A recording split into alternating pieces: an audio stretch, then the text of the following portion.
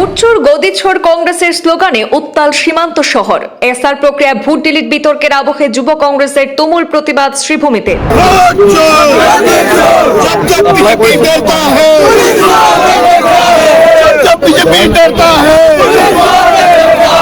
Barricade দিয়ে প্রতিবাদী বিক্ষোভ মিছিল ডিসি অফিসে প্রবেশে আটকে দিয়েছে পুলিশ। পুলিশ আটকে দেওয়ার প্রতিবাদে ঝাঁঝ আরো বেড়েছে, মাটিতেই বসে পড়েছেন প্রতিবাদীরা।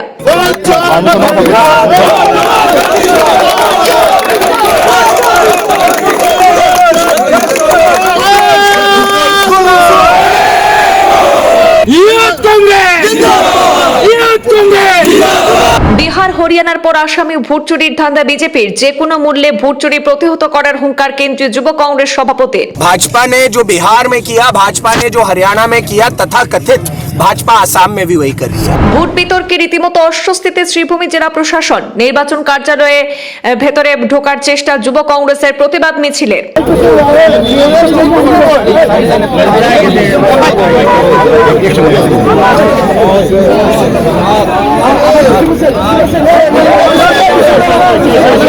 ভুয়ো আবেদনের ভিত্তিতে বৈধ ভোটারের নাম ডিলিট ইস্যুতে ডিসির ভূমিকায় ক্ষুব্ধ প্রদেশ যুব কংগ্রেস নেতা জুবাইর নাম। এজন ডিসি থাকার পাছতো ডিসি বিজেপি নহয়, ডিসি চৰকাৰৰ হয়। ডিসি কংগ্ৰেসৰ নাথাকে, বিজেপিৰ নাথাকে। ডিসি আপুনি মেজিষ্ট্ৰেট, আপোনালোক কোনো দলীয় কোনো পলিটিক্যাল পাৰ্টিক সাৰ্ভ কৰিব নোৱাৰে। আজি এই যে প্ৰকৃত জেনুইন ভোটাৰৰ নাম কাটি আছে, কাৰ বেচিছত? যে নৰ্মেল কমপ্লেইনৰ বেচিছত। কমপ্লেইনেন্ট বিচাৰি গ'লে কমপ্লেইনেন্ট নাপায়।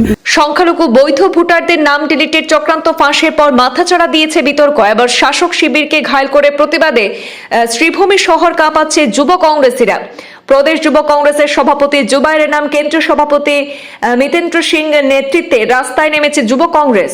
ভোট চোর গদি ছোড় স্লোগান তুলে বড়সড় প্রতিবাদী মিছিল শহর পরিক্রমা করে নির্বাচন কার্যালয়ে ঘেরাওয়ের চেষ্টা চালিয়েছে। পুলিশ ব্যারিকেড ব্যবহার করে রুখে দেওয়ার পরে মিছিলটি টার্গেট করেছিল ডিসি অফিস। ডিসি অফিসের নিরাপত্তা রক্ষীরা সীমিত মানুষের উপস্থিতির অনুমতি দিলে শুরু হয় বাকবিতণ্ডা। শেষ পর্যন্ত ডিসি অফিসের বাইরে পুলিশ ব্যারিকেডের কাছে ধর্নায় বসে পড়েন কংগ্রেসীরা। আন্দোলনকারীদের সংখ্যা থেকে পুলিশের সংখ্যা বেশি দেখা যায় সেই জায়গায়। वो ठीक है, अंडर सम प्रेशर कंप्लेनेंट नहीं आ पा रहा है, then also you can take action. But sir, in cases where the complainant himself comes to the वो तो रिजेक्ट no, sir, कोई action initiate नहीं होता। outright Just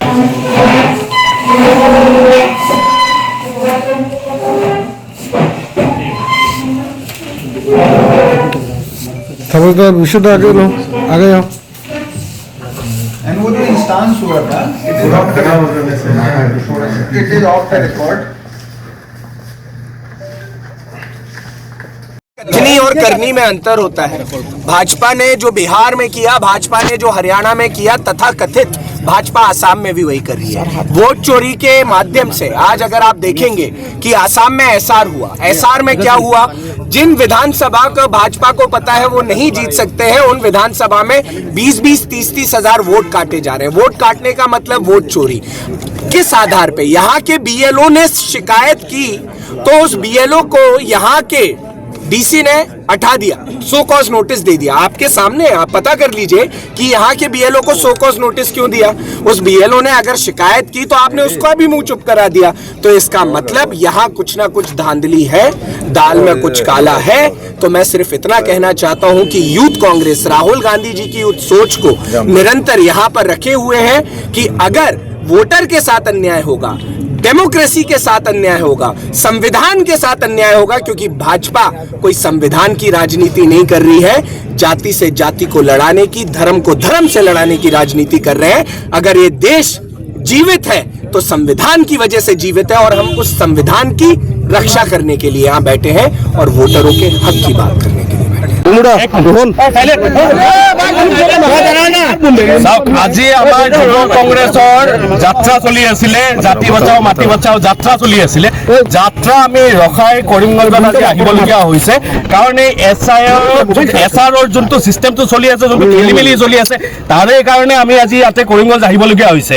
আজি এজন ডিচি থাকাৰ পাছতো ডিচি বিজেপিৰ নহয়, ডিচি চৰকাৰৰ হয়। ডিসি কংগ্ৰেসৰ নাথাকে, বিজেপিৰ নাথাকে। ডিচি আপুনি মেজিষ্ট্ৰেট, আপোনালোক কোনো দলীয় কোনো পলিটিকেল পাৰ্টিক চাৰ্ভ কৰিব নোৱাৰে। আজি এই যে প্ৰকৃত জেনুইন ভোটাৰৰ নাম কাটি আছে কাৰ বেচিছত? যে নৰ্মেল কমপ্লেইনৰ বেচিছত। কমপ্লেইনেণ্ট বিচাৰি গ'লে কমপ্লেইনেণ্ট নাপায়। এটা জেগাতো এনেকুৱা হৈছে কমপ্লেইনেণ্টে আহি নিজৰ নাম কাটিবলৈ দি আছে, এনেকুৱা ফেক কমপ্লেইনেণ্ট ইউজ কৰি এনেকুৱা নাম কাটি আছে। আজি নাম যেতিয়া কাটি আছে, ডিচি ক'ত আছে? মই কিয় আহিবলগীয়া হৈছে? যুৱ কংগ্ৰেছ কিয় আহিবলগীয়া হৈছে? ডিচিৰ কাম আছে, ডিচিয়ে কৰা নাই কাৰণে আমি আজি আহিবলগীয়া হৈছে। আজি আমাৰতো এইটো কাম নহয়, কাম কাৰ আছিলে? ডিচিৰ কাম আছিলে। কিবা 2 নম্বৰী হয় যেতিয়া ডিষ্ট্ৰিক্টত, কাম কাৰ? ডিচিৰ। কিন্তু ডিচি অফিচত বহি আছে, তেওঁ একো কৰিব পৰা নাই কাৰণে আজি আমি আহিবলগীয়া হৈছে ইয়াতে। আমি কিয় আহিবলগীয়া হৈছে? ডিচি আহি উত্তৰ দিয়ক যে ইমান মানুহ 20,000 25,000 মানুহ ভোটাৰ লিষ্টৰ পৰা নাম কাটি আছে, কি বেচিছত কাটি আছে? কমপ্লেইন কেইটা ফেক কমপ্লেইন। আজিলৈকে একো একশ্যন কিয় লোৱা নাই?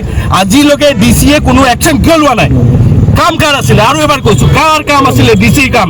ডিচিজনক এটা বস্তু মই মনত পেলাই দিওঁ, যোনখন চৰকাৰৰ আশাত আছে সেই চৰকাৰে কিন্তু চিয়ৰ নহয় জিকিব পাৰিব নে নাই, সেইকাৰণে কিন্তু ভোট চুৰ কৰি আছে। ডিচি চাহাবে এইটো মনত ৰাখক, কোনো দলৰ নহয়। ডিচি ছাৰক আৰু এবাৰ জনাই দিছো, ডিচি মহোদয় বিজেপিৰ নহয়, আপুনি চৰকাৰৰ হয়, পাব্লিকৰ হৈ কাম কৰক। আপুনি পাব্লিকৰ পৰা পইচা আপোনালোকে চেলেৰি পাই আছে আৰু বিজেপি দালালি কৰি আছে, এইটো চিষ্টেম কিন্তু নহ'ব।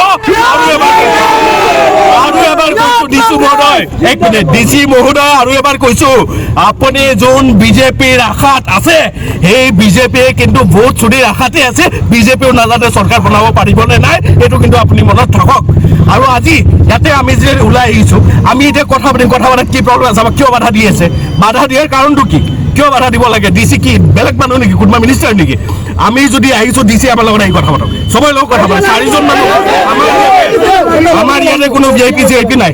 আমাৰ ইয়াতে কোনো VIP চিষ্টেম নচলে যে 4জন মানুহ যাব, আমি চব যাম, সবেই কথা। আৰু যদি আমি তাত গৈ কথা পাতিব নালাগে, 4জন মানুহৰ চিষ্টেম নাই, আমাৰ VIP গিৰি নাই, আমি সব এক হৈ আজি আহিছো, একেলগে তেওঁলোক কথা পাতি। ভিতৰৰ ৰুমৰ চিষ্টেম আমাক নালাগে, ৰাজহুৱা কথা হ'ব লাগিব। ডিচি চাহাবৰ লগত যি কথা হ'ব ৰাজহুৱা হ'ব লাগিব। এই ৰুমত AC ৰুমত বহি আমি কথা পাতিব নাই। আইদাৰ আমি চব ভিতৰত যাম আৰু নহ'লে ডিচি মহোদয় ইয়াতে আহি মাটিত বহি আমাৰ লগত আমি ইয়াতে মাটিত বহি আছো, ডিচি মহোদয় আহক, আমাৰ লগত একেলগে মাটিত বহক, বহি কথা পাতক। ইকুৱেল হ'ব লাগিব ৰাইজৰ লগত।